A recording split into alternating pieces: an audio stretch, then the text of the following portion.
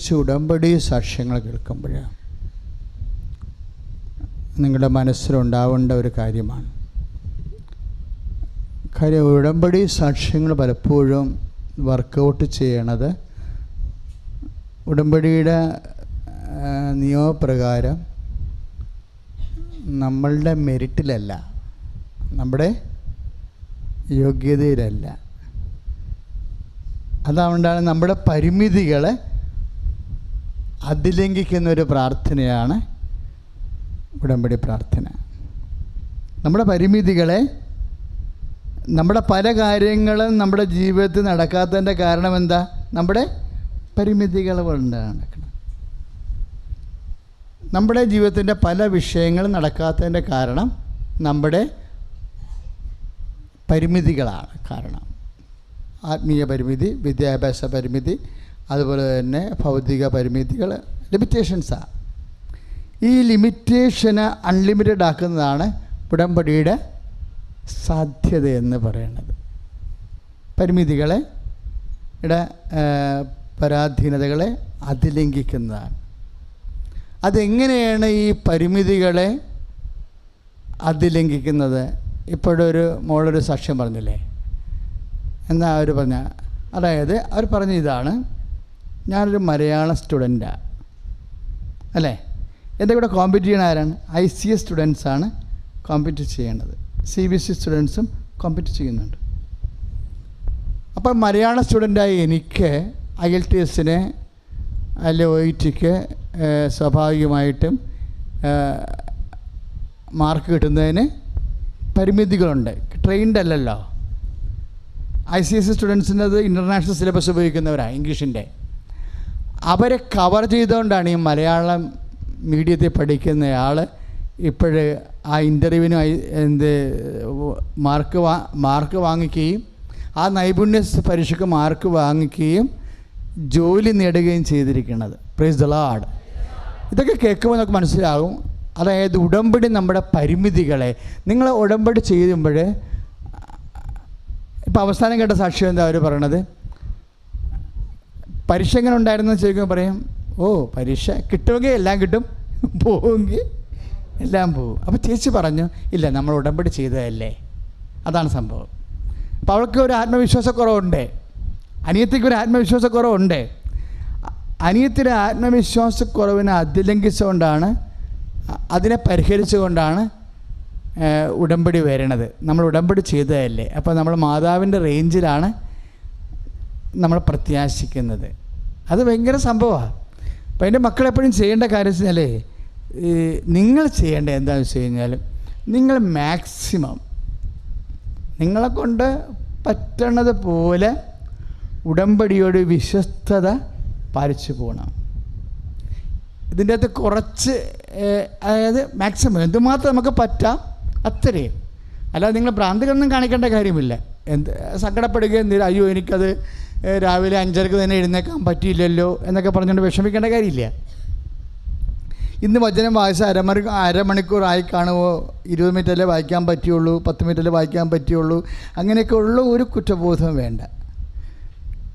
ഏറ്റവും പ്രധാനപ്പെട്ട വിഷയം എന്താണ്? എൻ്റെ മക്കളുടെ മനസ്സിലുള്ള ശ്രമമാണ്. മനസ്സിലായ? നിങ്ങൾ അതിന് ശ്രമിച്ചില്ലേ എന്നുള്ളതാണ് ദൈവതിരുസന്നിധി നെഗ്ലക്റ്റ് ചെയ്യുക. അതിങ്ങനെ വേണേൽ അവോയ്ഡ് ചെയ്യാം, അങ്ങനെ ചെയ്യരുത്.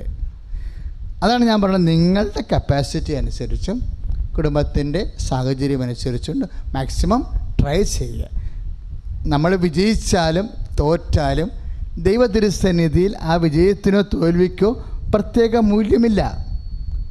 അതുകൊണ്ടാണ് നാളെ ഞങ്ങൾ ഇന്ന പട്ടണത്തിൽ പോയി ഇന്ന വ്യവസായം ചെയ്യുമെന്ന് പറയുമ്പോൾ അങ്ങനെ നിങ്ങൾ പറയരുത് എന്നല്ലേ യാക്കോബിൻ്റെ ലേഖനത്തിലുള്ളത്. നാളെ ഞങ്ങൾ ഇന്ന പട്ടണത്തിൽ പോയി ഇന്ന വ്യവസായം ചെയ്ത് കൂടുതൽ ലാഭമുണ്ടാക്കും എന്ന് നിങ്ങൾ പറയരുത് എന്നാണ് പറയണം. പിന്നെ എന്ത് പറയണം?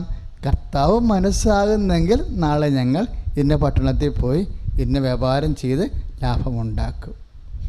അപ്പോൾ അവിടെ നമ്മുടെ വിജയത്തിനോ പരാജയത്തിനോക്കാളുപരി ദൈവത്തിൻ്റെ മനസ്സിനാണ് ഒരു വില. അപ്പോൾ ദൈവത്തിൻ്റെ മനസ്സിനൊരു വിലയിട്ട് വേണം എപ്പോഴും പ്രെയർ ചെയ്ത് പോകാൻ.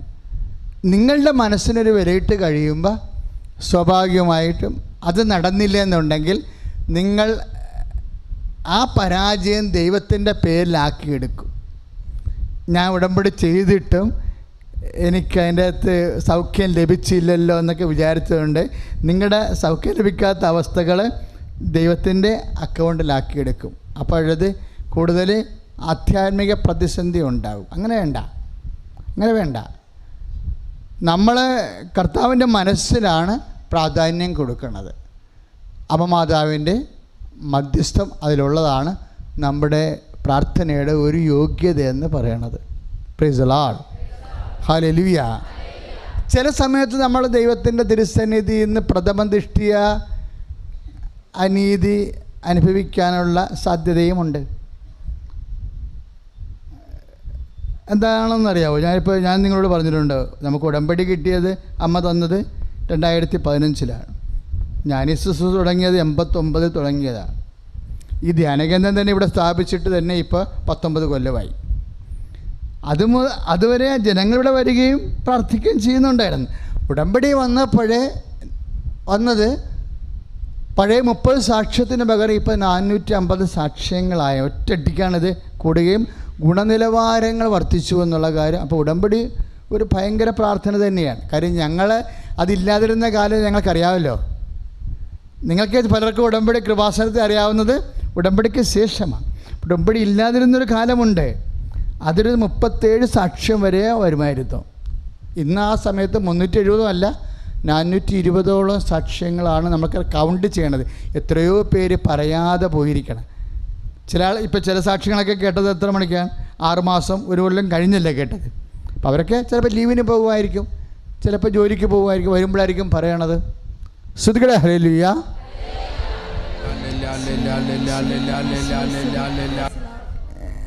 എപ്പോഴും നമ്മൾ പ്രെയർ ചെയ്യുമ്പോൾ നമ്മൾ പ്രാർത്ഥിക്കുന്നത് ഞങ്ങളുടെ കടക്കാരോട് ഞങ്ങൾ ക്ഷമിക്കുന്ന പോലെ. അതാണ് സ്വാഭാവികമായിട്ടുള്ളത്. പക്ഷെ ദൈവവും നമ്മളും തമ്മിലുള്ള ബന്ധത്തിൽ ആരോഗ്യകരമായ ഒരവസ്ഥ എന്താണെന്നറിയാമോ? ദൈവം നമ്മൾക്ക് കടക്കാനായി നിൽക്കണം. പലപ്പോഴും വരണ എന്താണ്? നമ്മൾ ദൈവത്തിന് അങ്ങോട്ട് കൊടുക്കാനുള്ള അവസ്ഥയിലാണ് നിൽക്കുന്നത്. അതത്ര ഹെൽത്തി അല്ല. ഞാൻ 21 ലക്ഷത്തോളം ആൾക്കാരെ കൗൺസിൽ ചെയ്തിട്ടുണ്ട്. എത്ര വർഷമായി? 4 നൂറ്റാണ്ട് 30 വർഷമായില്ലേ. അപ്പോൾ ഇവരുടെ ആധ്യാത്മികതയുടെ ഓരോ ഘട്ടങ്ങളും പരിശോധിക്കുമ്പോൾ എനിക്ക് എപ്പോഴും തോന്നിയിരിക്കണ ഇതാണ്: ദൈവം ഇങ്ങോട്ട് തരാനുള്ള പോലെ ആയിരിക്കണം. ഈ പത്രോസ് രക്ഷപ്പെട്ടത് അങ്ങനെയാണ്. പത്രോസിന് ഇങ്ങോട്ട് കൊടുക്കുക, ആ അക്കൗണ്ട് ക്ലോസ് ആകുമ്പോൾ പത്രോസിന് കർത്താവ് തിരിച്ചു കൊടുക്കേണ്ട ഒരു അവസ്ഥയിലാണ് ആ അക്കൗണ്ട് ക്ലോസ് ആകുന്നത്. അത് ക്യാരി ഓവർ ചെയ്ത് അടുത്ത പേജിലോട്ട് പോകുമ്പോൾ, പുനരുത്ഥാനത്തിൻ്റെ പേജ് വരുമ്പോൾ പത്രോസിന് ഈശോ കടക്കാനായി നിൽക്കുന്നത് കാണാം. അതെങ്ങനെയാണ്? പത്രോസ് ഈശോന് അങ്ങോട്ട് കൊടുക്കാനുള്ള പോലെ ആ കണക്ക് വന്ന് അവസാനിക്കാൻ കാര്യം എന്താ? അമ്മയും അങ്ങനെയാണ്. കുരിശിൻ്റെ ചുവട്ടിൽ വെച്ച് കണക്ക് തീർക്കുമ്പോഴേ ദൈവം അമ്മയ്ക്ക് തിരിച്ചു കൊടുക്കാനുള്ള പോലെയാണ് കണക്ക് വന്ന് അവസാനിപ്പിക്കുന്നത്. കൈ ഇടിച്ച് കർത്താൻ ഹല്ലേലൂയ.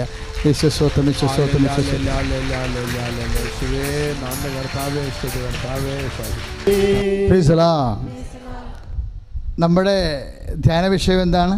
പത്രോസിൻ്റെ കണക്ക് പുസ്തകം. എന്താ വെച്ചാൽ ഇങ്ങനെ പറയാൻ കാര്യം എന്നറിയാവോ? പത്രോസ് യോഹന്നാനും യാക്കോബും ചെയ്തിരിക്കുന്നത് ഏതാണ്ട് ഒരു കാര്യമാണ്. കർത്താവിൻ്റെ മുമ്പിൽ തെറ്റായിട്ടുള്ള കാര്യങ്ങൾ ഈ 3 കക്ഷികൾ ഒരുപോലെ ചെയ്ത ആൾക്കാരാണ്. പത്രോസും ചെയ്തു, യോഹന്നാനും ചെയ്തു, യാക്കോബും ചെയ്തു. പൈശാചികമായ കാര്യങ്ങളാണ് ഇവർ ചെയ്തത്. പക്ഷേ പിശാച് എന്ന് കർത്താവ് വിളിച്ചത് ആരെയാണ്? പത്രോസിനെ. യോഹന്നാനെ വിളിച്ചില്ല, യാക്കോബിനെ വിളിച്ചില്ല. എന്നാൽ അപ്പോൾ യോഹന്നാനെ വിളിച്ചില്ല എന്ന് പറയാൻ കാര്യം എന്താ? യോഹന്നാനെയും യാക്കോബിനെയും പിശാചെന്ന് വിളിക്കാനുള്ള നല്ലൊരു അവസരം ഉണ്ടായി. ഈശോ വിളിച്ചില്ല. ഏതവസരമാണ് യോഹന്നാനെയും യാക്കോബിനെയും പിശാചെന്ന് വിളിക്കാനുള്ള ഒരു അവസരം? ഇവർ സമറിയായിലേക്ക് പോയ സമയമാണ്, അല്ലേ? കർത്താവ് ഒരു ഉച്ചക്കൊക്കെ പറഞ്ഞ്, നിങ്ങൾ സമറിയയിലെ കൂടിയാണ് നമ്മൾ യൂദയ നമ്മൾ ജെറുസലേമിലേക്ക് പോകുന്നത്. അപ്പോൾ അന്തി ഉറങ്ങാനുള്ള ഇടം ഏതെങ്കിലും വഴിയമ്പലങ്ങൾ നോക്കി വെക്കാൻ വേണ്ടി ഈ രണ്ട് കക്ഷികളെ പറഞ്ഞു വിടും. ആരെ വിടും? യോഹന്നാനെയും യാക്കോബിനെയും. ഇവർ ഈ സമറിയയിൽ ചെല്ലുമ്പോൾ സമറിയക്കാരുമായിട്ട് പിടിവലിയാവും. എന്താ കാര്യം? സമറിയക്കാരും യഹൂദന്മാരും തമ്മിൽ ജന്മ ശത്രുക്കളാണ്. തന്നെയല്ല പ്രശ്നം, സമറിയയിലോട്ടാണ് ഇവർ ചെന്നിരുന്നെങ്കിൽ പ്രശ്നമില്ല. ഇവർ ആ വഴി പോവുകയാണ്. എങ്ങോട്ടാണ് പോകാൻ പോണത്? ജെറുസലേമിലേക്കാണ് പോണത്. അപ്പോൾ ജെറുസലേം ദേവാലയത്തിൽ സമറിയക്കാരെ കയറ്റത്തില്ല.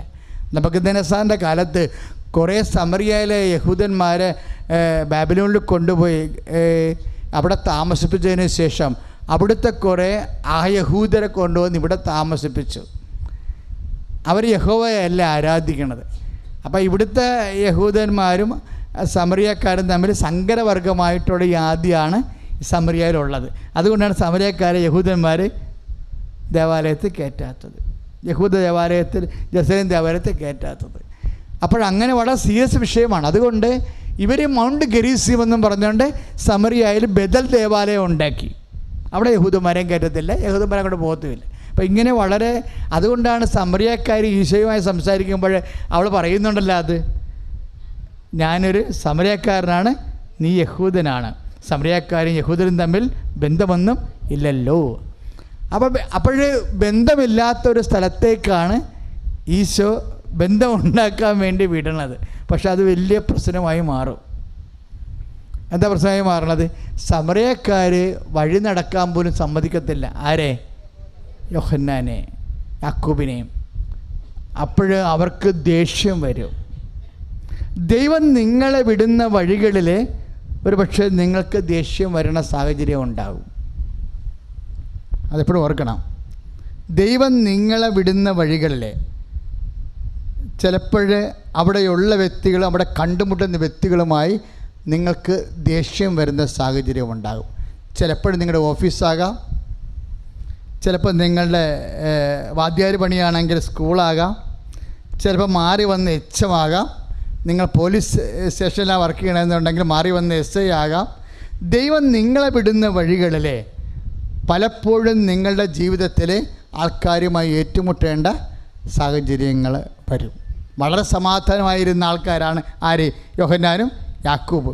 ഇപ്പോൾ അവർ പ്രക്ഷുബ്ധരായിരിക്കുകയാണ്. എന്താണ്? അവരേറ്റുമുട്ടിയ അവരെ പറഞ്ഞു വിട്ട വഴികളിലുള്ളവരെ ഇപ്പം നിന്നെ കെട്ടിച്ച് വിടുമ്പോഴും അങ്ങനെ ഉണ്ടാകാം.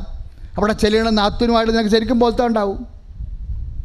നിന്നെ കെട്ടിച്ച് വിട്ടെന്ന് വിചാരിച്ചോ, അവിടെ ചെല്ലുമ്പോൾ എൻ്റെ പറ്റും, അവിടെയുള്ള നാത്തൂനും അമ്മായിയമ്മയും കൂടി ഒരു ടീമാകും, നീ പുറത്താകും. ചിലപ്പോൾ നീ ബെഡ്റൂമിൽ തന്നെ ഒളിച്ചിരിക്കണ കാണാം മാസങ്ങളോളം, ഇല്ലേ? അപ്പോൾ ഇഷ്യൂസ് ഉണ്ടാകുന്ന കാര്യം, ജീവിതത്തിൽ നമ്മൾ ഇഷ്യൂസ് മാറ്റാൻ പറ്റത്തില്ല.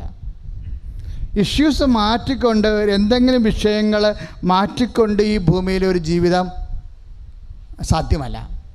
അതിനെ കൺഫ്രണ്ട് ചെയ്യാനാണ് ഈശോ പറഞ്ഞത്. സമറിയക്കാരുമായിട്ട് ഇഷ്യൂസ് ഉണ്ട്, എന്നാൽ പിന്നെ ഈശോ അങ്ങോട്ട് വിടരുത്, ഈശോ അങ്ങോട്ട് മാത്രമേ വിടത്തുള്ളൂ. അതാണ് സംഭവം. അപ്പം അങ്ങനെ വന്നപ്പോൾ അവിടെ ഇവർ തമ്മിൽ വാക്ക് പറഞ്ഞ് ഉടക്കി ഒന്നും തള്ളുക പിടിവലിയൊക്കെ ഉണ്ടായിട്ടുണ്ട്. എന്തെങ്കിലും കയ്യാങ്കളി അവിടെ ഉണ്ടായി കാണും, യാക്കോബും യോഹന്നാനും സമറിയക്കാരും തമ്മിൽ. കാര്യം ഇവർ പറയണ വർത്തമാനം വളരെ പെസക് വർത്തമാനമാണ്. ഇവർ ഇടിത്തി പോലെ തിരിച്ചു വന്നിട്ട് പറയും, സ്വർഗത്തിൽ നിന്ന് അഗ്നി ഇറങ്ങി അവരെ നശിപ്പിക്കാൻ ഞങ്ങൾ കൽപ്പിക്കട്ടെയോ. അത്രയും അവരെ നശിപ്പിച്ച് കളയണമെന്നുള്ള ചിന്തയിലാണ് 9:54 ലുക്കായുടെ സുവിശേഷം 9:54. സ്വർഗത്തിൽ നിന്ന് അഗ്നി ഇറങ്ങി അവരെ നശിപ്പിക്കാൻ ഞങ്ങൾ കൽപ്പിക്കട്ടെയോ.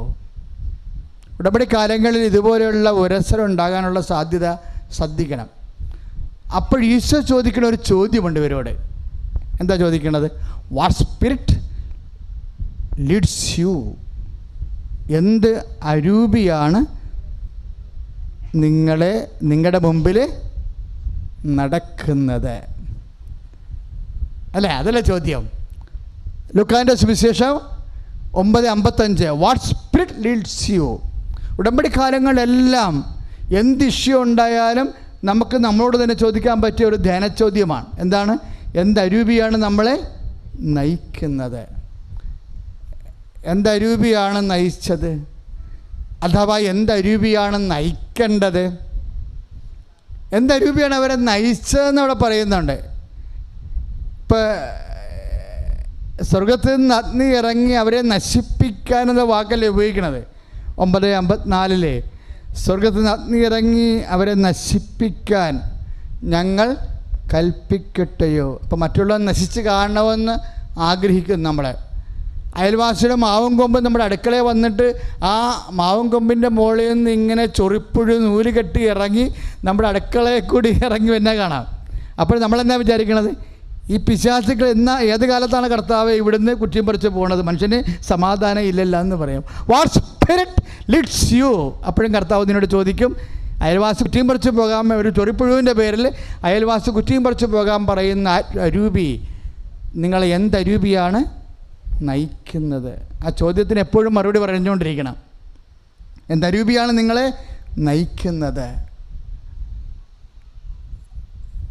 നയിക്കുന്ന ആൾ എവിടെയാണ് നിൽക്കുന്നത്? മുമ്പിലോ പുറകിലാ? ഒരു വ്യക്തിയെ നയിക്കുന്ന ആൾ എവിടെയാണ് നിൽക്കേണ്ടത്? മുമ്പിലോ പുറകിലോ? ഇപ്പം മുമ്പിൽ ആരാ നിൽക്കണമെന്നാണ് ചോദിക്കണത്.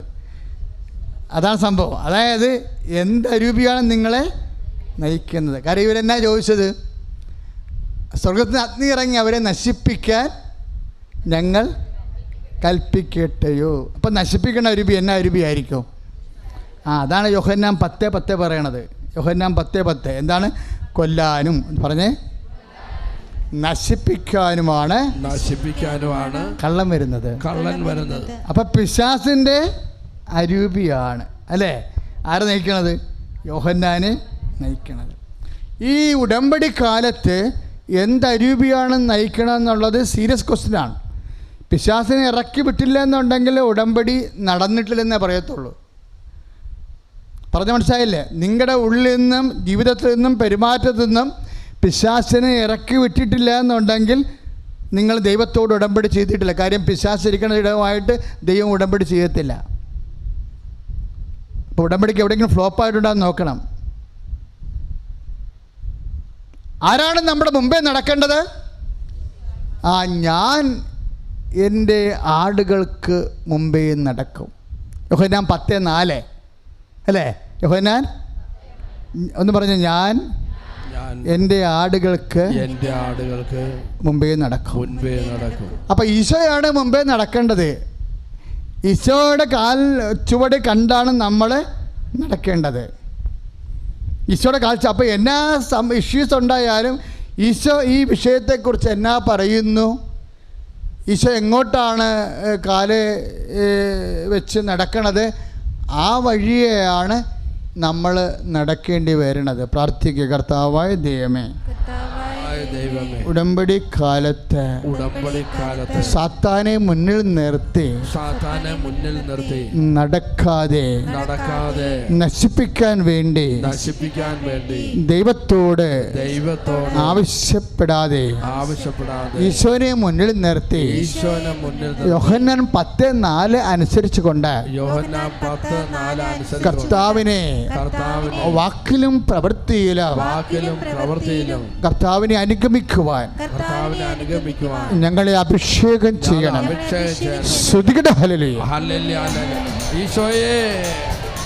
ഈശോയെ മുന്നിൽ നിർത്തി വാക്കിലും പ്രവൃത്തിയിലും ഞങ്ങൾ അവിടുത്തെ അനുഗമിക്കാനായിട്ടുള്ള കൃപയ്ക്ക് വേണ്ടി പ്രാർത്ഥിച്ചുകൊണ്ട് സ്തുതിക്കുന്ന ഹല്ലേലൂയ.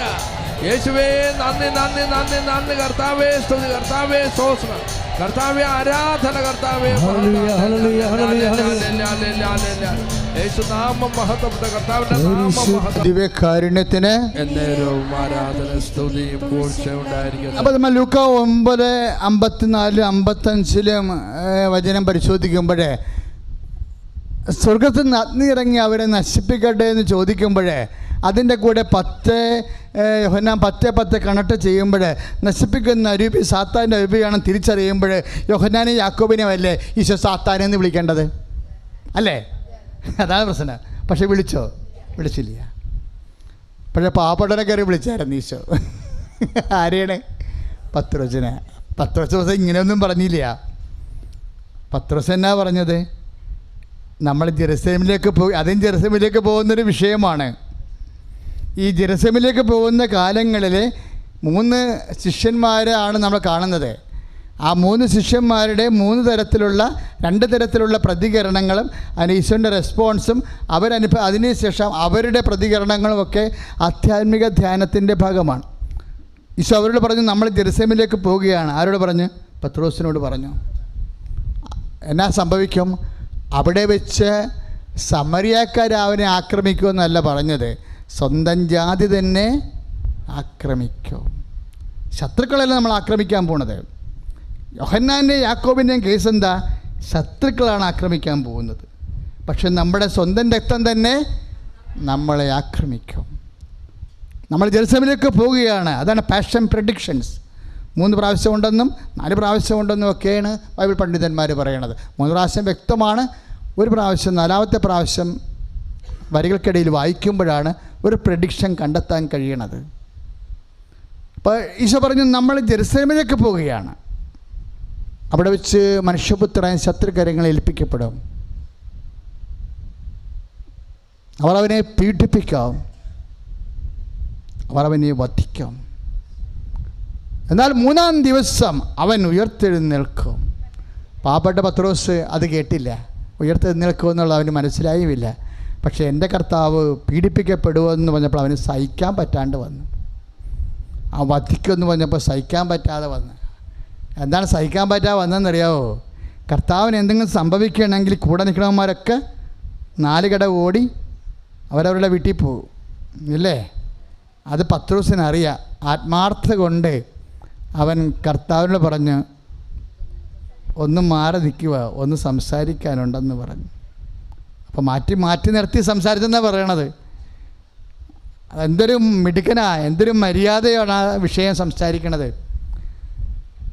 ദൈവം കനിയട്ടെ, മാറ്റി നിർത്തിയിട്ട് ഇങ്ങനെ തലേ കൈയെടുത്ത് പറയും, ദൈവം കനിയട്ടെ, നിനക്കിത് സംഭവിക്കാതിരിക്കട്ടെ. അതാണ് പറയണത്. അപ്പോഴാണ് ഈശോ പറയണത്, സാത്താൻ ഗോ ബിഹൈൻഡ്. സാത്താനെ നീ എൻ്റെ, അതാണ് മത്തായിയുടെ സുവിശേഷത്തിലെ, മർക്കോസിൻ്റെ സുവിശേഷം 8:33. സാത്താനെ, കർത്താവ് നശിപ്പിക്കപ്പെടുന്ന ഒരു അവസരമാണ് വന്നത്. അതിനെ തടയിടാനാണ് പത്രോസിൻ്റെ പരിശ്രമങ്ങൾ. ദൈവത്തിന് വേണ്ടി വേല ചെയ്യാൻ വേണ്ടിയാണ് അവന്, ദൈവത്തിൻ്റെ പക്ഷം ചേർന്നാണ് അവനങ്ങനെ സംസാരിക്കണത്. ദൈവത്തിൻ്റെ പക്ഷം ചേർന്ന് സംസാരിക്കുമ്പോൾ തന്നെ കർത്താവ് പീഡാനുഭവത്തിൽ നിന്ന് പിന്തിരികയാണെന്നുണ്ടെങ്കിൽ മനുഷ്യരക്ഷാവതാളമാക്കുന്ന ആ രക്ഷാകര സംഭവം നടക്കാതിരിക്കുമ്പോൾ അത് ഗുണം ചെയ്യണ സാത്താനെ ആയതുകൊണ്ട് മാത്രമാണ് ഈശോ സാത്താനെ എന്ന് പത്രോസിനെ വിളിക്കണത്. പത്രോസ് സങ്കടപ്പെട്ട് തൻ്റെ വഴിക്ക് പോയി, പിന്നെ മിണ്ടിയില്ല. ആൾ പണ്ടും അങ്ങനെയാണ്. കർത്താവിൽ നിന്ന് എന്തെല്ലാം ഭാരം കിട്ടിയാലും ഒരിക്കലും കർത്താവിനെ അവൻ ഉപേക്ഷിക്കത്തില്ല. എൻ്റെ ആധ്യാത്മികതയൊക്കെ ഞാൻ എപ്പോഴും മോഡലാക്കുന്നത് സെൻറ്റ് പീറ്ററിനെയാണ് ശരിക്കും. കാര്യം ദൈവത്തിൽ നിന്ന് എന്തെല്ലാം മേടിച്ചാലും, എന്തെല്ലാം മോശകരമായ അനുഭവങ്ങളുണ്ടായാലും, അമ്മ കഴിഞ്ഞാൽ പിന്നെ സെൻറ്റ് പീറ്ററാ ഇവരുടെ 2 പേരുടെയും കണക്ക് പുസ്തകം നോക്കുമ്പോൾ അവസാനം വരുമ്പോൾ ദൈവം അവർക്ക് തിരിച്ചു കൊടുക്കാനുള്ള പോലെ ഇരിക്കും. അമ്മയാണെങ്കിൽ മിണ്ടത്തില്ല, സെൻറ്റ് പീറ്റർ മിണ്ടിയിലല്ല, മിണ്ടാണ്ട് ഒതുങ്ങി മാറി നിന്ന്. അമ്മയാണെങ്കിലും ചാണാക്കുഴി പ്രസവിക്കേണ്ടി വന്നാലും അട്ടടയന്മാർ മാത്രമേ, ഒരു ബന്ധവും സ്വന്തവും ഇല്ലാത്ത, ഒരു പരിചയമില്ലാത്ത അപരിചിതന്മാരായ മനുഷ്യരാണ് പെട്ടെന്നറിയാൻ വേണ്ടി രാത്രി വന്നിരിക്കുന്നത്. അതിൻ്റെ അകത്തൊന്നും അമ്മയ്ക്ക് കംപ്ലൈൻ്റ് ഇല്ല. അമ്മ ഉടനെ വചനം പറയുന്നത് എന്താണ്? യേശുവിൻ്റെ അമ്മ അത് ഹൃദയത്തിൽ സംഗ്രഹിച്ചു. അല്ലാതെ ദൈവമേ നീ ഞങ്ങളോട് ഇങ്ങനെ ചെയ്തല്ലോ എന്ന് ചോദിച്ചാ ഇല്ല. ഒരു ദൈവ പൈതലിൻ്റെ ഏറ്റവും വലിയ വിജയമെന്ന് പറയണത്, ദൈവമേ നീ ഞങ്ങളോട് ഇങ്ങനെ ചെയ്തല്ലോ എന്ന് ചോദിക്കണ ഒരവസരമാണ് നമ്മുടെ പരാജയം. പലപ്പോഴും നല്ല കണക്ക് പുസ്തകത്തിൽ ദൈവം നിന്നെ ഏറ്റവും ഇഷ്ടപ്പെടുന്നൊരു വ്യക്തിയാണ്. ദൈവത്തിൻ്റെ സ്വഭാവം നിനക്കറിയാമല്ലോ. കർത്താവ് എന്നാ പറയണത്? ഞാൻ നിന്നോടൊരു അനീതിയും ചെയ്തിട്ടില്ല. മത്തായി 20:14 കഥയില്ലേ? മത്തായി 20:14 കഥയുണ്ട്. വൈകുന്നേരം വരെ അധ്വാനിച്ചവർക്കും ഒരു ധനാറ, ആദ്യം വന്നവർക്കും ഒരു ധനാറ. അപ്പം ആദ്യം വന്നവർ കർത്താവിൻ്റെ തിരുസന്നിധിയിൽ പെറുപെറുത്തു ഇല്ലേ? അപ്പോഴേ കർത്താവ് പറയണ വാക്കെന്താ? 20:14, ഞാൻ നിന്നോടൊരു അനീതിയും ചെയ്തിട്ടില്ല. അപ്പം ദൈവത്തിൻ്റെ സ്വഭാവം അനുസരിച്ച് കൊണ്ട് അനീതി ചെയ്യത്തില്ല. ദൈവപൈതൽ, നീ ഏത് ഉടമ്പടി ചെയ്താലും ഏത് ഉപവാസമായാലും നീ ഉടമ്പടി ചെയ്യാത്തവർക്ക് സംഭവിക്കുന്നതിനേക്കാൾ മോശമായ എക്സ്പീരിയൻസാണ് നിൻ്റെ കടക്കാരുടെ മുമ്പിലും നിൻ്റെ പരീക്ഷയ്ക്ക് മുമ്പിലും നിൻ്റെ ജോലി, നിൻ്റെ കച്ചവടത്തിന് മുമ്പിൽ ലാഭമായിട്ട് നോക്കുമ്പോൾ നീ വിചാരിക്കും, ഞാൻ ഉടമ്പടി ചെയ്തല്ലോ, ഉടമ്പടി ചെയ്യാത്ത മുഹമ്മദിക്കായ്ക്ക് നല്ല കച്ചവടമാണ്, ഉടമ്പടി ചെയ്ത എനിക്ക് കച്ചവടം കുറവാണല്ലോ എന്ന് ചോദിക്കും. എപ്പോഴും നമുക്ക് ദൈവത്തോട് തർക്കിക്കാൻ പറ്റുന്ന രീതിയിലായിരിക്കും ജീവിതത്തിൻ്റെ ഒരു പുരോഗമനം. അപ്പോൾ ബുദ്ധിയും ബോധവും ഉള്ളവൻ എന്ത് ചെയ്യും? ഹൃദയത്തെ സംഗ്രഹിക്കാൻ പഠിക്കണം. കൈ ഇടിച്ച് കർത്താൻ ചൊല്ലി. പരിശുദ്ധ പരമദിവ്യകാരുണ്യത്തിന് എൻ്റെ മക്കളുടെ പരിശുദ്ധ അമ്മയ്ക്ക് ചോദിക്കാൻ അറിയാൻ പാടില്ല എന്നിട്ടൊന്നുമല്ല, നന്നായിട്ട് അസലായിട്ട് സംസാരിക്കാൻ അറിയാം. ചോദിക്കേണ്ട സമയത്ത് ചോദിക്കൂ. പണ്ട് ഈശോനെ കാണാണ്ട് പോയപ്പോൾ ചോദിച്ചില്ലേ, ഈശോ നീ എന്താണ് ഞങ്ങളോട് ഇങ്ങനെ ചെയ്ത? ചോദിക്കാൻ അറിയാൻ പാടില്ല. ലുക്കായുടെ സുവിശേഷം 2:48, ഈശോ നീ എന്താണ് ഞങ്ങളോട് ഇങ്ങനെ ചെയ്തത്? ആ ചോദ്യം ആദ്യം ചോദിക്കേണ്ടത് എപ്പോഴാണെന്നറിയാവോ? അമ്മയോട് പണ്ട് മംഗളവാർത്ത സമയത്ത് എന്താ പറഞ്ഞത്?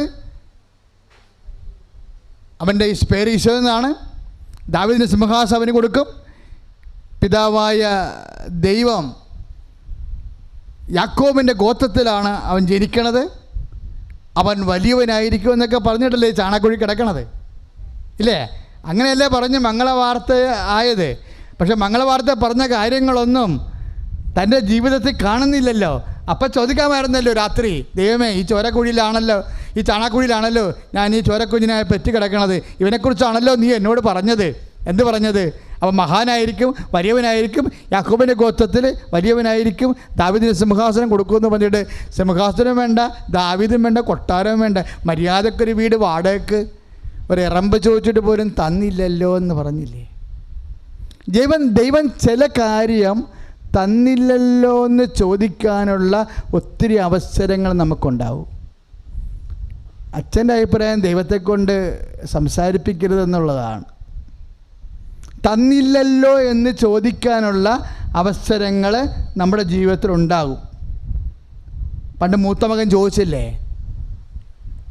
ധൂർത്തപുത്രൻ്റെ കഥയിലെ മൂത്ത മകൻ ചോദിച്ചില്ലേ? എന്നാ അവൻ ചോദിച്ചത്? അവൻ വീട്ടിൽ കയറാൻ കൂട്ടാക്കില്ലല്ലോ, അവൻ പുറത്ത് നിന്നില്ലേ? സന്ധ്യപ്രാർത്ഥനയ്ക്ക് ജോലി കിട്ടാത്തതിൻ്റെ പേരിൽ, അയൽ ടെസ്റ്റിന് തോറ്റതിൻ്റെ പേരിൽ, കടക്കാർ സമയത്ത് ചിട്ടി വീഴാത്തതിൻ്റെ പേരിൽ എന്നാത്തിനാ പ്രാർത്ഥിക്കണതെന്നും പറഞ്ഞുകൊണ്ട് കുടുംബ പ്രാർത്ഥനയ്ക്ക് പങ്കെടുക്കാത്ത ആൾക്കാരെല്ലാം മൂത്ത മക്കളെപ്പോലെയാണ്. നീ എനിക്ക് തന്നില്ലല്ലോ എന്നും പറഞ്ഞ് അവൻ വീട്ടിൽ കയറാൻ കൂട്ടാക്കുന്നില്ലെന്ന്. അപ്പോഴെന്നാ സംഭവിക്കണത്? നീ വീട്ടിൽ കയറാൻ കൂട്ടാക്കില്ലെങ്കിൽ നിൻ്റെ അപ്പൻ എന്നാൽ നീ അവിടെ പോയി തൊലയാൻ പറയുമോ? അത് പറയത്തില്ല. നിൻ്റെ അപ്പനത് പറയത്തില്ല. ദൈവവചനം എന്താ പറയണത്? അവൻ്റെ നിപ്പ് കണ്ടപ്പോൾ, അവൻ്റെ മുഖം കണ്ടപ്പോൾ അപ്പൻ പുറത്തേക്ക് വന്ന് അവനെ അനുനയിപ്പിക്കാൻ തുടങ്ങിയെന്നാണ്. നിന്നെ എന്നെ അനുനയിപ്പിച്ചിട്ട് ദൈവത്തിന് എന്നാ കാണിക്കാനാണ്? ഒന്നുമില്ല. പുകഞ്ഞ കൊള്ളി പുറത്ത് പോയി പണി നോക്കണമെന്ന് പറയാമോ ദൈവം? ഇല്ല. അവൻ കർത്താവിൻ്റെ അപ്പനാണ്. കൈയിടിച്ച് കർത്താവ് ചൊല്ലിയ കൂട്ടുകാർ ഉല്ലസിക്കാൻ നീ തന്നില്ലല്ലോ. ഉടമ്പടി ചെയ്യാത്ത നിൻ്റെ മകനും ഉടമ്പടി ചെയ്ത മകനും, 2 മക്കളാണുള്ളത് അപ്പന്. ഉടമ്പടി ചെയ്യാത്ത മകനുമുണ്ട്, ഉടമ്പടി ചെയ്ത മകനുണ്ട്. ഉടമ്പടി ചെയ്യാത്ത മകനാണ് സ്വത്ത് മേടിച്ചുകൊണ്ട് വിദൂര ദേശത്തേക്ക് പോയിരിക്കുന്നത്. ഉടമ്പടി ചെയ്ത മകൻ ഉഴാനും ആടുമേയ്ക്കാനൊക്കെ പോയിട്ട് സന്ധ്യ വരെ അപ്പന് വേണ്ടി എല്ലുമുറികെ പണി ചെയ്തിട്ട് അപ്പൻ്റെ കൂടെയുണ്ട്. പക്ഷെ വീട്ടിൽ വരുമ്പോൾ എന്നാ കാണിക്കണത്? ചെയ്യാത്ത മകന് വേണ്ടി കൊടുത്ത കാളക്കുട്ടിയെ കൊന്നിട്ട് അവന് മേൽത്തരം വസ്ത്രം കൊടുത്ത് ചെരുപ്പ് മാറ്റി അവനെ മിടുക്കനാക്കിയിട്ട് വീട്ടിൽ ഭയങ്കര സന്തോഷകരമായ നൃത്താഘോഷങ്ങളൊക്കെയാണ്. അപ്പോൾ അവൻ്റെ ഉള്ളം പൊള്ളും. അപ്പാന്ന് വിളിക്കും. നീ എനിക്ക് ഞാൻ ഇത്രയൊന്നും ചോദിച്ചില്ല നിന്നോട്, ഒരു കുഞ്ഞാടിനെ ചോദിച്ചുള്ളൂ, നീ അതും എനിക്ക് തന്നില്ലല്ലോ എന്ന് ചോദിക്കത്തില്ലേ? ഞാൻ നിന്നോടുള്ള ഉടമ്പടി ബന്ധത്തിൽ വിശ്വസ്തയോടെ നിൻ്റെ കൂടെ ഞാൻ നിൽക്കുകയാണ്. ഞാൻ നിന്നോട് വലിയ കാര്യങ്ങളൊന്നും ചോദിച്ചില്ല. ഞാൻ എൻ്റെ കൂട്ടുകാരെ ഉല്ലസിക്കാൻ എൻ്റെ കുഞ്ഞാടിനെ മാത്രമേ ചോദിച്ചുള്ളൂ. അപ്പോഴേ അപ്പം പറയുന്ന ഒരു വാക്കുണ്ട്, അതാണ് ഉടമ്പടിക്കാർ കേൾക്കേണ്ടത്. അപ്പൻ എന്താ പറഞ്ഞത്? എൻ്റെ മകനെ, പ്രൈസ് ദി ലോർഡ്. ഒന്ന് കൈയടിച്ചേ. Hallelujah, hallelujah, praise the lord. 15 ലൂക്കായുടെ സുവിശേഷം 31. എൻ്റെ മകനെ, എനിക്കുള്ളതെല്ലാം നിനക്കുള്ളതാണ്. Price the Lord. അച്ഛൻ്റെ അഭിപ്രായം ദൈവത്തെ കൊണ്ട് അത് പറയിപ്പിക്കരുതെന്നുള്ളതാണ്. അമ്മ പറയിപ്പിച്ചില്ലല്ലോ. അമ്മയ്ക്ക് ആ ചോദ്യം രാത്രി ചോദിക്കാമായിരുന്നു. അപ്പാ, ഞാനും ഔസേപ്പും കൂടി ഓരോ വീടും വയറും വലിച്ചുകൊണ്ട് ഞാൻ നടന്നില്ലേ അപ്പാ? ഞാൻ അമലോത്ഭവമായിട്ട് നീ എന്നെ സൃഷ്ടിച്ചു, അവൻ നീതിമാനാണ്. ഞങ്ങൾക്ക് നിൻ്റെ മുമ്പിൽ എന്താ അപ്പാ ഒരു കുറവ്? ഇത്രയും കുറവ് വിശുദ്ധിയോടെ ജീവിച്ചിട്ട് നിൻ്റെ മകനെയാണ് ഞങ്ങൾ പോറ്റാൻ പോണത്. എന്നിട്ടും ഒരു വാടക വീട് തരാൻ വേണ്ടി എത്ര വീട്ടിൽ കിടന്ന് നാണം കെട്ടപ്പോൾ അവസാനം വന്ന് ഈ ചാണാക്കുഴി കിടക്കേണ്ടി വന്നില്ലേ എന്ന് ചോദിച്ചാൽ അത് ചോദ്യമല്ലേ? ആണോ? ഈ ലോകത്തെ ഏറ്റവും വലിയ ചോദ്യമായിരിക്കും അത്. ഈ ലോകത്തെ മനുഷ്യന് ചോദിക്കാവുന്ന ഏറ്റവും വലിയ ചോദ്യം ദൈവത്തോട് ചോദിക്കേണ്ടിയിരുന്നത് ചോദിക്കേണ്ട ആളാണ് അമ്മ. പക്ഷെ അമ്മ ചോദിച്ചില്ല. കാര്യം എന്താണ്? അമ്മയ്ക്ക് അപ്പനെ അറിയാം. കൈയിട്ടിച്ച് കർത്താൻ ഹല്ലേലൂയ, യേശുവേ സ്തോത്രം, ഹല്ലേലൂയ, ഹല്ലേലൂയ, ഹല്ലേലൂയ, ഹല്ലേലൂയ, യേശുവേ സ്തോത്രം, യേശുവേ ആരാധന, ആരാധന, ആരാധന. ദൈവമേ നന്ദി കർത്താവേ, സ്തുതി കർത്താവ്, സ്തോത്ര കർത്താവേ, ആരാധന കർത്താവേ. അമ്മയ്ക്ക് അപ്പനെ അറിയാവുന്നതല്ലേ പരിശുദ്ധാത്മാവ് ഇപ്പോഴും പറഞ്ഞത് അല്ലേ? അതിൻ്റെ കൂടെ ഈ സ്തുതിപ്പിൻ്റെ പാട്ട് കേട്ടപ്പോഴൊരു വചനം കൂടി കർത്താവ് തന്നു. അമ്മയ്ക്ക് അപ്പനെ അറിയാവുന്ന പോലെ നമ്മൾക്കും അപ്പനെ അറിയണം. അമ്മയ്ക്ക് അപ്പനെ അറിയാവുന്ന പോലെ ഈശോയ്ക്ക് അപ്പനെ അറിയാമായിരുന്നു. അപ്പനെ ഈശോ എങ്ങനെയാണ് അറിയണത്? യോഹന്നാൻ 17:3 ഏകസത്യദൈവമായ നിന്നെയും പറഞ്ഞ്, ഏകസത്യദൈവമായ നിന്നെയും നീ അയച്ച യേശുക്രിസ്തുവിനെയും അറിയുകയാണ് നിത്യജീവൻ. Price the Lord. അപ്പനെ അറിയാവുന്നവരെ അപ്പനോട് സംസാരിക്കത്തില്ല, തർക്കിക്കത്തില്ല. അപ്പനോട് തർക്കിക്കണത് ആരാണ്? അപ്പന്. ഈശോ എന്നാ ചെയ്തത്? അപ്പനോട് തർക്കിച്ചില്ല. അപ്പനോട് അവൻ തർക്കിച്ചില്ല എന്ന് നമ്മളോട് പറയുന്നത് ആരാണ്? ഐസയാ. എത്ര കൊല്ലം മുമ്പ്? 700 കൊല്ലം മുമ്പ്. അവൻ തർക്കിക്കില്ല, അവൻ ബഹളമുണ്ടാക്കില്ലെന്ന് കൈയടിച്ച് കർത്താൻ ദിവ്യകാരുണ്യത്തിന്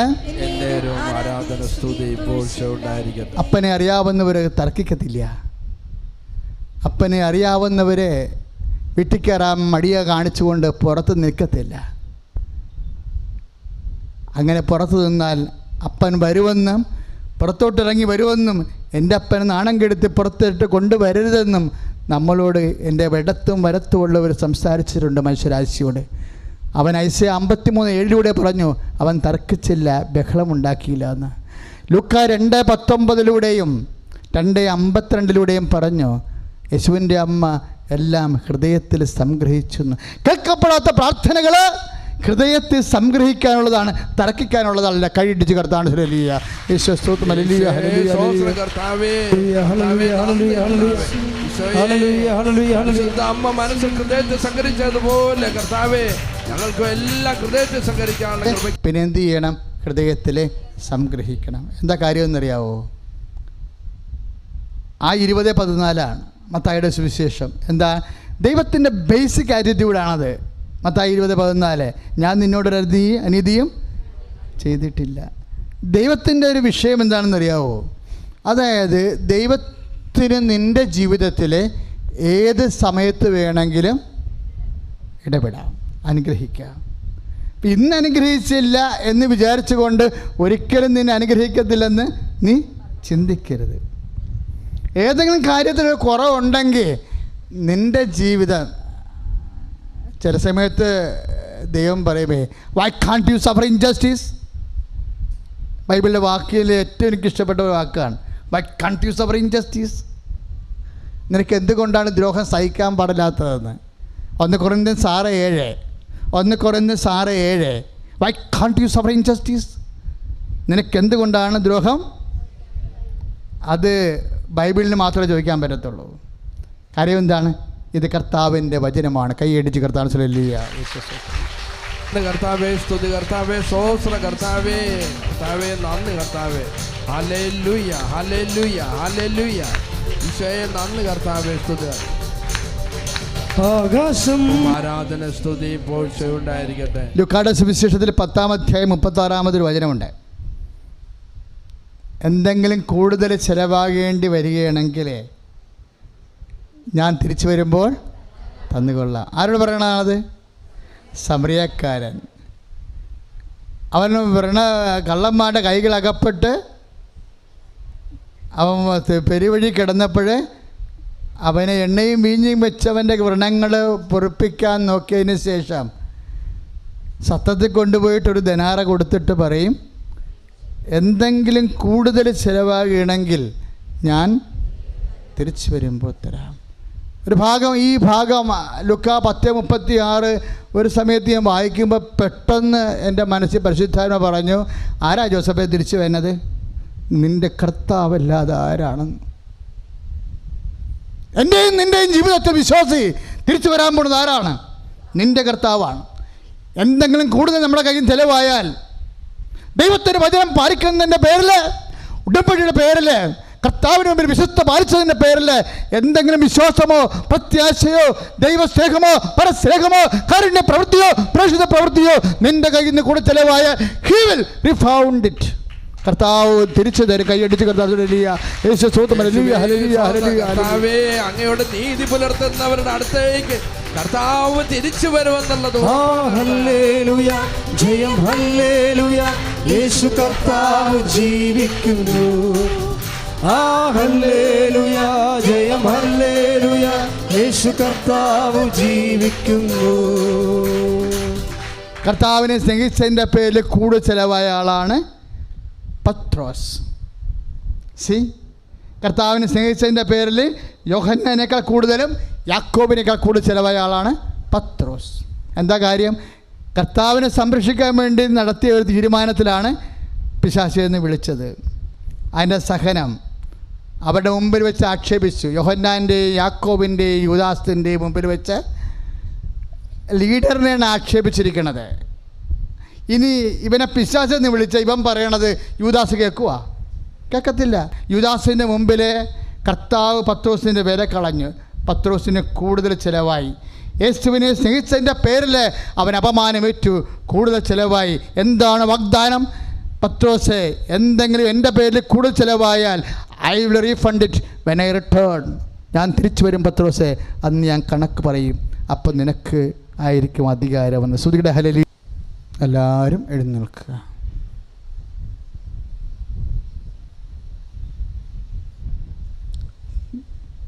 കർത്താവിൻ്റെ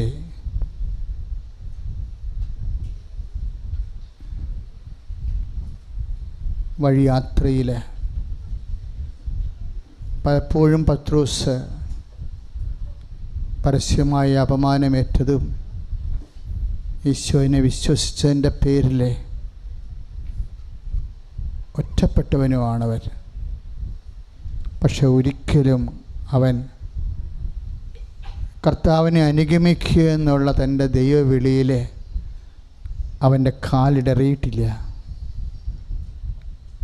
പിലാത്തോസിൻ്റെ അരമയിലേക്ക് കർത്താവ് അവിടുന്ന് ഗാഗുത്തായിലേക്കും പോകുന്ന ആ കുരിശിൻ്റെ വഴികളിലെ കർത്താവിൻ്റെ വചനം പറയുന്നു, പത്രോസ് അകലെ കൂടിയാണെങ്കിലും അവനെ അനുഗമിച്ചിരുന്നുവെന്ന്. സ്ത്രീക്ക് പ്രസവവേദന വരുന്നത് പോലെയാണ് ദുഃഖമെന്ന് ഈശോ ഒരിക്കൽ പറഞ്ഞു. പ്രസവിച്ച് കഴിയുമ്പോൾ അവൾ സന്തോഷിക്കും, പഴയ ദുഃഖം ഒരിക്കലും അവൾ ഓർക്കത്തുമില്ല എന്ന് പറഞ്ഞു. ഉടമ്പടി എടുക്കണവൻ്റെയൊക്കെ എല്ലാ ദുഃഖവും അതുപോലെയാണ്.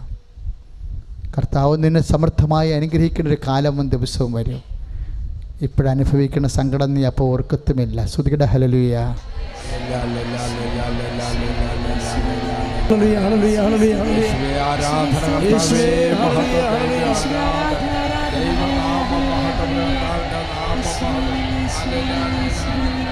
കരുണയും സാഗരമേ സുദില hallelujah hallelujah hallelujah hallelujah hallelujah hallelujah hallelujah. ആരാധന കർത്താവേ. ഒരുമിച്ച് പാടാം. കരുണയും സാഗരമേ. സന്തോഷത്തോടെ കരങ്ങളടിച്ചുകൊണ്ട് സന്തോഷത്തോടുകൂടി ഈശോയെ നോക്കിക്കൊണ്ട്.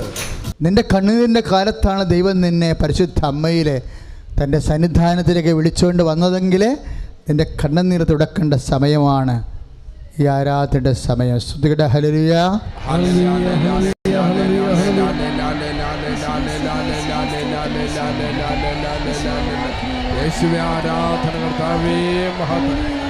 കഷ്ടങ്ങൾ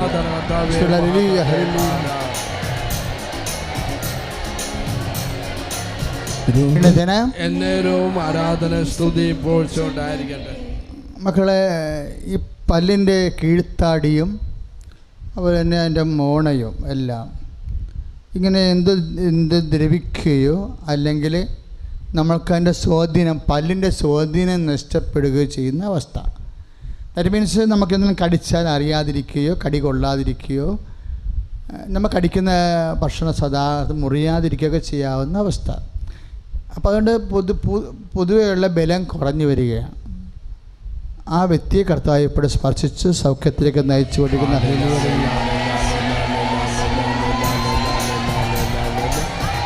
ആരാധന കർത്താവേ മഹത്വത്തെ രോഗങ്ങൾ പീഡകളും നിന്ന പരിഹാസമേറിടുമ്പോ, രോഗങ്ങൾ പീഡകളും നിന്ന പരിഹാസമേറിടുമ്പോ,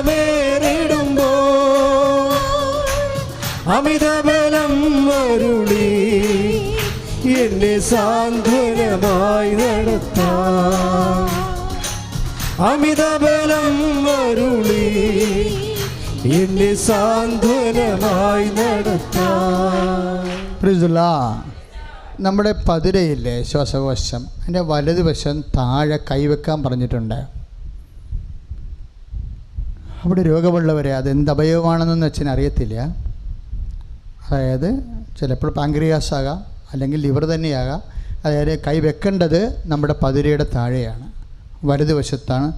താഴെ വെച്ച് കൈവച്ചുകൊണ്ട് ഇനി നിങ്ങൾക്ക് ചിലപ്പോൾ അവിടെ രോഗം ഉണ്ടാകത്തില്ല, പക്ഷേ നിങ്ങളുടെ വീട്ടിലുള്ളവർക്കുണ്ടാകാം. അവരെ ഓർത്തുകൊണ്ട് അവരുടെ സൗഖ്യത്തിനായി രോഗമില്ലാത്തവരും അവിടെ കൈവെക്കേണ്ടതാണ്.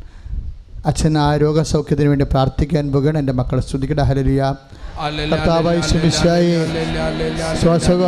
പാങ്ക്രിയാസിനെ സമർപ്പിച്ച് പ്രാർത്ഥിക്കുന്ന കർത്താവേ, പാങ്ക്രിയാസിനെ സൂചിച്ച് പ്രാർത്ഥിക്കർത്താവേ, അവിടെ എന്നാ അവയവമാണെങ്കിലും ആ അവയവങ്ങൾക്കുണ്ടാകുന്ന രോഗങ്ങളെ യേശുനാമത്തിൽ പൂർണ്ണമായി സൗഖ്യമാക്കുന്ന ഹല്ലേലൂയ. രോഗങ്ങളെല്ലാം എടുത്തു മാറ്റി അനുഗ്രഹിക്കുന്നതിനെ ഓർത്ത് നന്ദി പറഞ്ഞുകൊണ്ട് സ്തുതിക്കട്ടെ. ഹല്ലേലൂയ. യേശുവേ നന്ദി കർത്താവേ, സ്തുതി കർത്താവേ. രോഗമെല്ലാം മാറിടട്ടെ, കഷ്ടമെല്ലാം നീങ്ങിടട്ടെ, രോഗമെല്ലാം മാറിടട്ടെ, കഷ്ടമെല്ലാം നീങ്ങിടട്ടെ, തിരുമുറിവിനാൽ സുഖപ്പെടട്ടെ, തിരുമുറിവിനാൽ സുഖപ്പെടട്ടെ. അച്ഛനോട് ചേർന്ന് പ്രാർത്ഥി. കർത്താവായ ദൈവമേ, അന്ധന് കാഴ്ച നൽകിയവനെ, ചെകിടന് കേൾവി നൽകിയവനെ, കർത്താവേ ഊമന് സംഭാഷണ ശക്തി നൽകിയവനെ, മഹോരോഗിയെ സുഖപ്പെടുത്തിയവനെ, കർത്താവേ മരിച്ചവനെ ഉയർപ്പിച്ചവനെ, കർത്താവേ നിന്റെ തിരുനാമത്തിന് സ്തോത്രം ചെയ്യുന്നു. കർത്താവേ നിന്റെ നാമത്തില് പ്രാർത്ഥിക്കുന്ന ഞങ്ങള് അന്യ ജില്ലകളിലെ, സംസ്ഥാനങ്ങളിലെ, ഭൂഖണ്ഡങ്ങളിലെ ഈ നിമിഷം ലൈവായി ആരാധനയില് പങ്കെടുക്കുന്നവരുടെ മാരക രോഗങ്ങള്, തീരവേദികള് യേശുനാമത്തില് സൗഖ്യമാകട്ടെ. ഹല്ലേലൂയ. എന്റെ കർത്താവേ, എന്റെ ദൈവമേ, ലോകം മുഴുവനും വരുന്ന ഇപ്പോൾ ഈ ലൈവ് വീക്ഷിക്കുന്ന, പ്രാർത്ഥനയിൽ പങ്കെടുക്കുന്ന എല്ലാ മക്കളെയും സൗഖ്യപ്പെടുത്തി അനുഗ്രഹിക്കുന്നതിനെ ഓർത്ത്, സമാധാനം നൽകി അനുഗ്രഹിക്കുന്നതിനെ ഓർത്ത് നന്ദി പറഞ്ഞ് സ്തുതിക്കുന്ന കർത്താവേ. Hallelujah, hallelujah, hallelujah. താങ്ങി എന്നെ തിരുരക്തത്താൽ കഴുകണമേ. തിരുക്കരത്താൽ താങ്ങി എന്നെ തിരുരക്തത്താൽ പെരുമഴ പോൽ പെയ്യട്ടെ, പെരുമഴ പോൽ. യേശുവിൻ രക്തം, യേശുവിൻ രക്തം, യേശുവിൻ തിരുരക്തം. യേശുവിൻ രക്തം, യേശുവിൻ രക്തം, യേശുവിൻ തിരുരക്തം. പ്രിയപ്പെട്ടവരെ, നമ്മുടെ ഇന്നത്തെ സാക്ഷ്യം തന്നെ നമുക്കിപ്പോൾ ഓർക്കാം.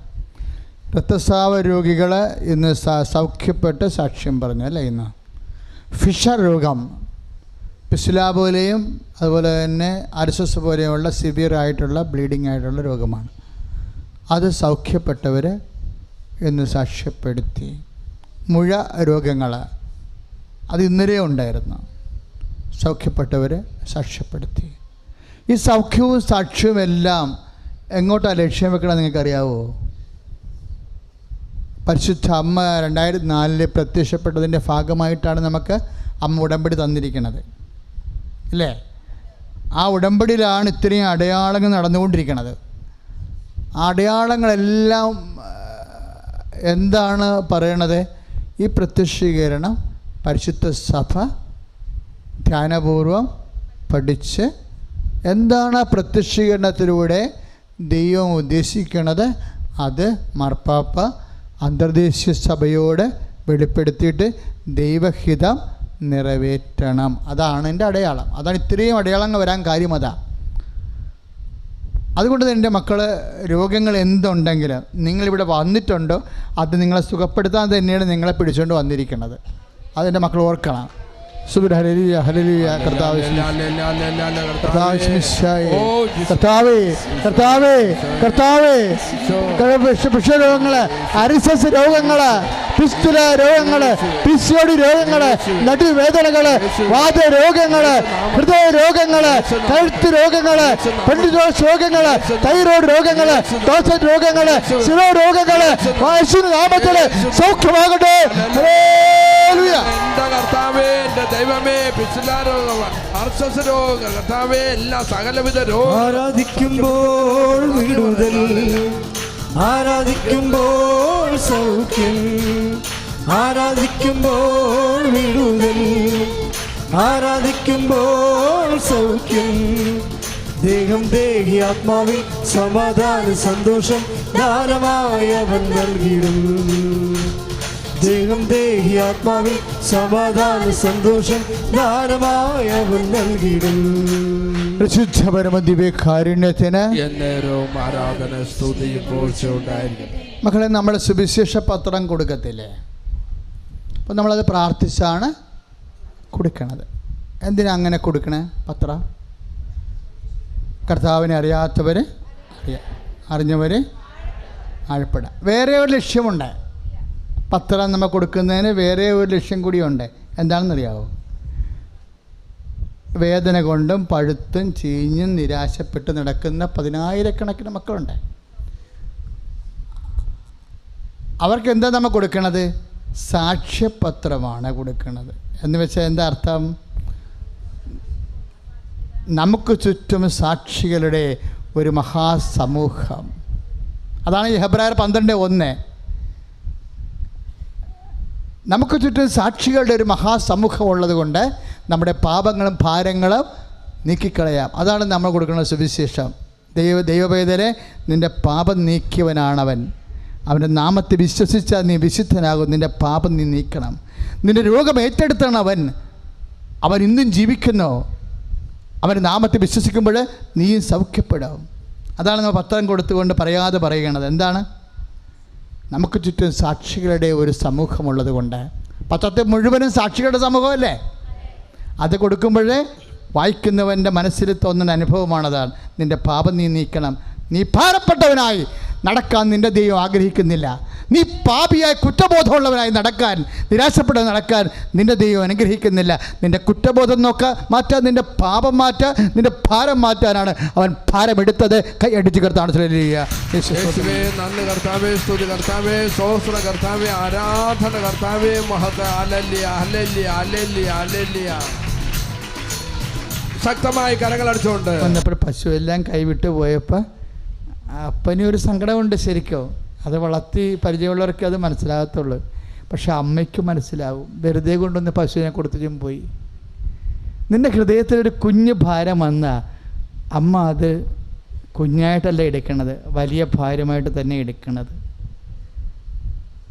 അതാണ് നമ്മൾ കേട്ട ഇന്നത്തെ സാക്ഷ്യങ്ങളുടെ ഏറ്റവും നല്ല ഒരു ഹൃദ്യമായ സാക്ഷ്യം. ആ അച്ചായനെ സഹായിച്ച അമ്മ, വീട് അല്ലേ, മക്കളുടെ വിവാഹം, അവരുടെ ജോലി, അച്ചായൻ്റെ പശു, പ്രളയം വന്നിട്ട് പോലും എത്ര പശുക്കളാണ് ചത്ത് ഒഴുകിപ്പോയത് നമ്മൾ കണ്ടതല്ലേ. എന്നിട്ട് ആ പശുവിനെ അമ്മ സംരക്ഷിച്ചില്ലേ.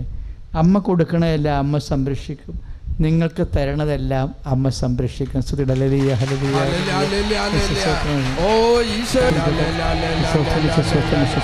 യേശുവേ ഹല്ലേലൂയ, ഹല്ലേലൂയ.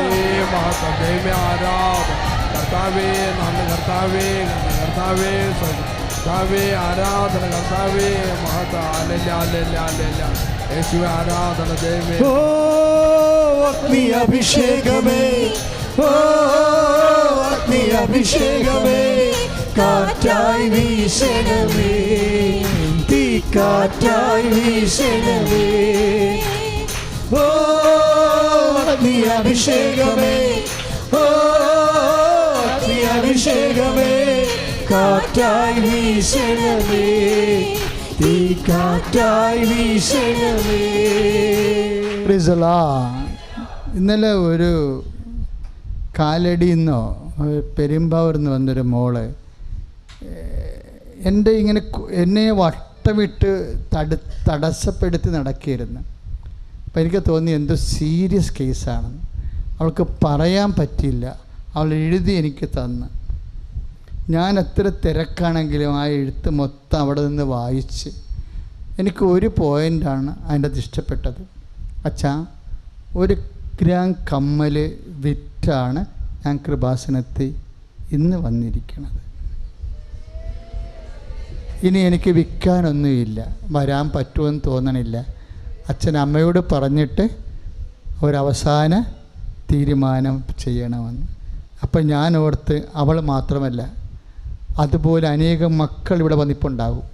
അച്ഛനോട് ചേർന്ന് പ്രാർത്ഥിച്ച് കർത്താവായ ദൈവമേ, പലതരത്തിലുള്ള വേവലാതികള്, സാമ്പത്തിക ഭാരങ്ങള്, ജോലിയില്ലാത്തവര്, വീടില്ലാത്തവര്, വിവാഹം ഒത്തുവരാത്തവര്, അങ്ങയുടെ തിരുസന്നിധിയില് കണ്ണീരോടെ പ്രാർത്ഥിക്കുന്ന സാമ്പത്തിക ബാധ്യതയുള്ളവര്, രോഗപീഠകളാല് ചികിത്സിച്ച് കടമായവര്, ഈശോയെ വഴിയില്ലാത്തവര്, വെള്ളമില്ലാത്തവര്, കേസിൽ അകപ്പെട്ടവര്, തർക്കപ്പുരയിടത്തില് താമസിക്കുന്നവര്, ഭാഗ ഉടമ്പടി നടക്കാത്തവര്, കർത്താവിന്റെ നാമത്തില് കുഞ്ഞുങ്ങളെ പഠിപ്പിക്കുവാൻ മാർഗമില്ലാത്തവര്, പഠിക്കാൻ അഡ്മിഷൻ ലഭിക്കാത്തവര്, എല്ലാവിധ ഭൗതിക മേഖലകളിലും കർത്താവിന്റെ കൃപ ചൊരിയട്ടെ.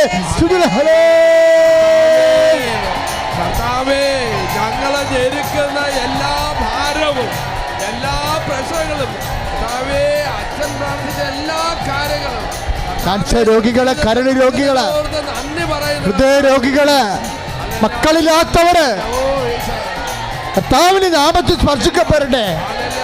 ഉദര രോഗികളെ കർത്താവേ, മക്കളില്ലാത്തവരെ അനുഗ്രഹിക്കുന്നതിനെ ഓർത്ത് നന്ദി പറയുന്നു കർത്താവേ.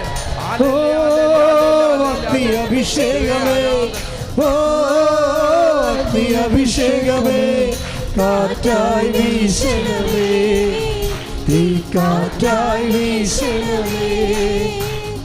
ഓ അഗ്നി അഭിഷേകമേ, ഓ അഗ്നി അഭിഷേകമേ, കാറ്റായി വീശണമേ, തീക്കാറ്റായി വീശണമേ. Praise the lord. നേർച്ച വസ്തു എടുക്കുക.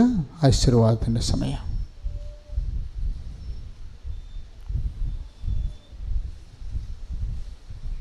പത്രമാണ് ഏറ്റവും വലിയ നേർച്ച വസ്തു. പത്രം ആദ്യം എടുക്കുക, കൂടെ മറ്റുള്ള എല്ലാ നേർച്ച വസ്തുക്കളും എടുക്കുക.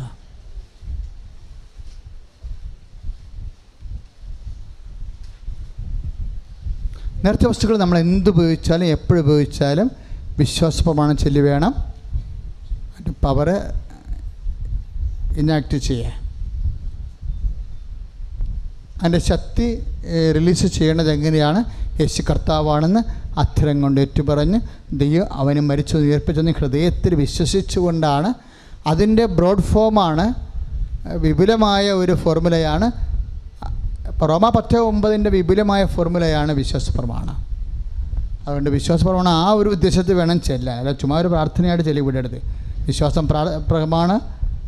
പ്രാർത്ഥനയല്ല, അതൊരു പ്രഖ്യാപനമാണ്. അപ്പോൾ വിശ്വാസം പ്രമാണം ചെല്ലുമ്പോൾ ഒരു സ്വർഗസ്ഥനായ പിതാവ് പോലെ ഒരു പ്രാർത്ഥനയല്ല നമ്മൾ ചെല്ലണത്. പിന്നെ എന്താണ്? വിശ്വാസത്തെ പ്രഖ്യാപിക്കുകയാണ്. അതുകൊണ്ട് സമയമെടുത്ത് വേണം ഓരോ വാക്കും. ഹൃദയം വഴി അധരത്തിൽ നിന്നാണ് പോകേണ്ടത്. ഹൃദയത്തിൽ നിന്ന് അധരം വഴിയാണ് പുറത്തേക്ക് പോകേണ്ടത്.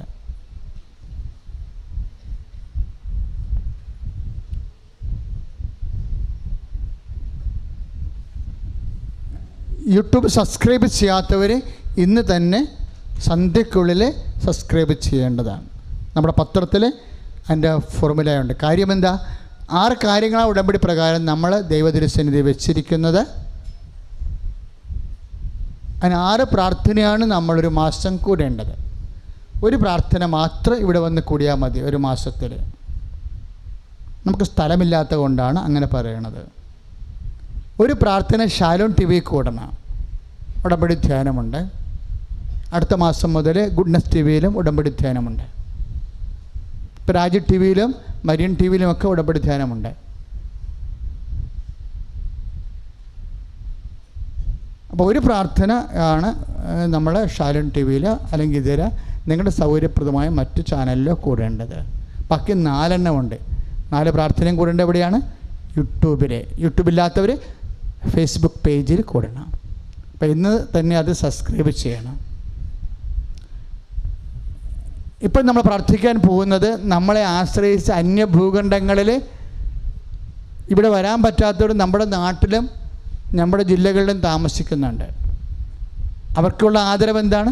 Light A candle per request. കമ്പ്യൂട്ടറിൽ തിരികത്തിച്ച് പ്രാർത്ഥിക്കണം.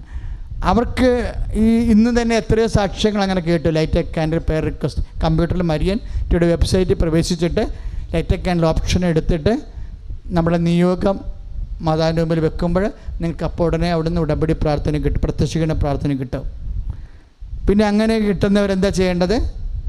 അവർ യൂട്യൂബിലാണ് അച്ഛൻ്റെ ധ്യാനം കൂടേണ്ടത്, ആരാധനയും കൂടേണ്ടത്. പ്രത്യേകിച്ച് അന്യ ദേശങ്ങളിലുള്ളവർക്ക്, അന്യ രാജ്യങ്ങളിലുള്ളവർക്കാണ് ആ പ്രൊവിഷനുള്ളത്. പിന്നെ കൃപാസനത്തിൽ എത്തിപ്പെടാൻ പറ്റാത്തവർക്കുമുള്ള ദൈവപരിപാലനയുടെ ഭാഗമാണ്. അപ്പോൾ ഒന്ന് പ്രാർത്ഥിച്ചേ. കർത്താവ് ദൈവമേ, ഈ മാസം കമ്പ്യൂട്ടറിൽ ലൈറ്റ് എ കാൻഡിൽ പ്രയറിട്ട് പ്രാർത്ഥിക്കുന്ന അവരുടെ നിയോഗങ്ങള് ഞങ്ങൾ പരിശുദ്ധ അമ്മ വഴി ഈശോയ്ക്ക് ഏൽപ്പിക്കുന്നു. അവരുടെ സുവിശേഷത്തിൻ്റെ സാക്ഷികളാക്കാൻ അവരുടെ ജീവിത ആവശ്യങ്ങളുടെ മേൽ നിന്റെ സൗഖ്യവും നിന്റെ സമാശ്വാസവും നൽകണമേ. ശ്രുതിയുടെ ഹല്ലേലൂയ. യേശുവേ നന്ദി കർത്താവേ, സ്തുതി കർത്താവേ, സ്തോത്രം കർത്താവേ, ആരാധന കർത്താവേ, നേർച്ച വസ്തു ഉയർത്തിപ്പിടിച്ച് എല്ലാ നേർച്ച വസ്തുക്കളും ഉയർത്തിപ്പിടിക്കുക. വിശ്വാസ പ്രമാണം ചൊല്ലട്ടെ. Lord Jesus Christ, pour out His Spirit, a fire I cast His Son across from me. I caught the Father Almighty, commit heaven and earth is in the hand. That the devices power, devisely can Satan set us and make nations be dispelled unto of half.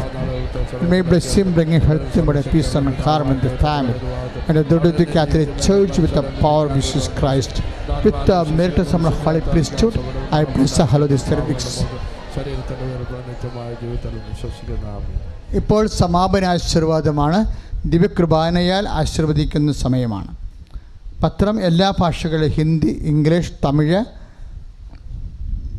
അതുപോലെ തന്നെ മറ്റ് ഭാഷകളിലും, തമിഴ്, അതുപോലെ തന്നെ തെലുങ്ക് ഭാഷകളിലുള്ള പത്രങ്ങൾ ഓഫീസിൽ ലഭ്യമാണ്.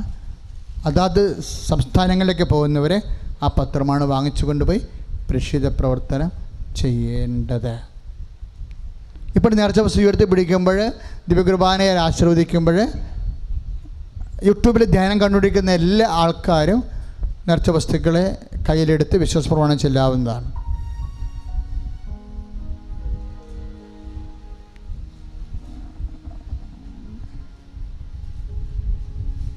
ക്ലാസ്സുകൾ അത് ഉടമ്പടി വലിയൊരു പ്രാർത്ഥനയായത് കാരണം കഴിഞ്ഞ ദിവസങ്ങളിലൊക്കെ നമ്മളിതുപോലെ ചൊവ്വാഴ്ചയും തിങ്കളാഴ്ചയും അകലെ നിന്നുള്ളവർക്ക് ഉടമ്പടി ചെയ്യാൻ അനുവദിച്ചിരുന്നു. പക്ഷേ ഞങ്ങൾക്ക് തൃപ്തിയില്ല ഇപ്പോഴ്. കാര്യം ഉടമ്പടി പക്കയായിട്ട് ചെയ്യണമെങ്കിൽ അതിൻ്റെ ക്ലാസ്സുകളെല്ലാം കിട്ടി കൃത്യമായ കൗൺസിലിംഗ് കിട്ടി മാത്രമേ നമുക്ക് ചെയ്താൽ മാത്രമേ അതിൻ്റെ ഒരു പ്രയോജനം വരത്തുള്ളൂ.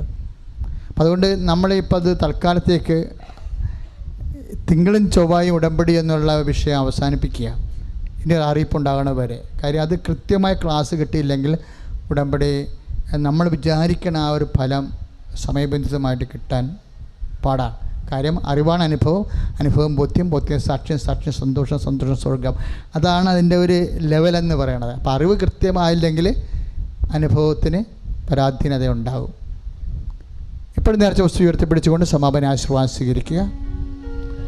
സ്വർണം അതുപോലെയുള്ള സാധനങ്ങളെല്ലാം സൂക്ഷിക്കേണ്ട ഒരു സമയം കൂടിയാണിത്. അവസാനം ആൾക്കാരെ എടുത്തു എന്നൊക്കെ പറഞ്ഞ് സങ്കടപ്പെടരുത്. സമാപന ആശീർവാദം ബാക്കിയുള്ള അനൗൺസ്മെൻറ്റ് ബ്രദർ നൽകുന്നതായിരിക്കും.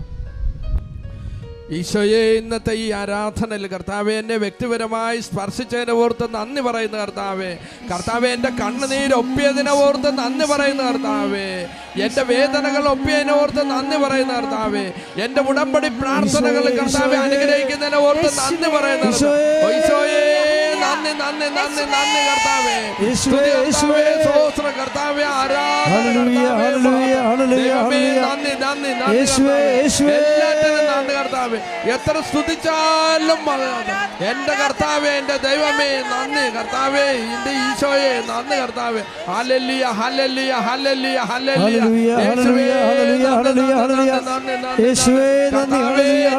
ദുരന്തങ്ങൾക്ക് കർത്താവിന് നന്ദി പറയുന്നു. Oh Jesus, I love you Jesus. എൻ്റെ കർത്താവെ, എൻ്റെ ദൈവമേ നിന്നെ സ്തുതിക്കുന്നു, സ്തോത്രം ചെയ്യുന്നു. പരിശുദ്ധ പരമ ദിവ്യകാരണത്തിന് ആരാധനയും സ്തുതിയും പുകഴ്ചയും ഉണ്ടാകട്ടെ. പരിശുദ്ധ പരമ ദിവ്യകാരണത്തിന് ആരാധനയും സ്തുതിയും പരിശുദ്ധ പരമ ദിവ്യകാരണത്തിന്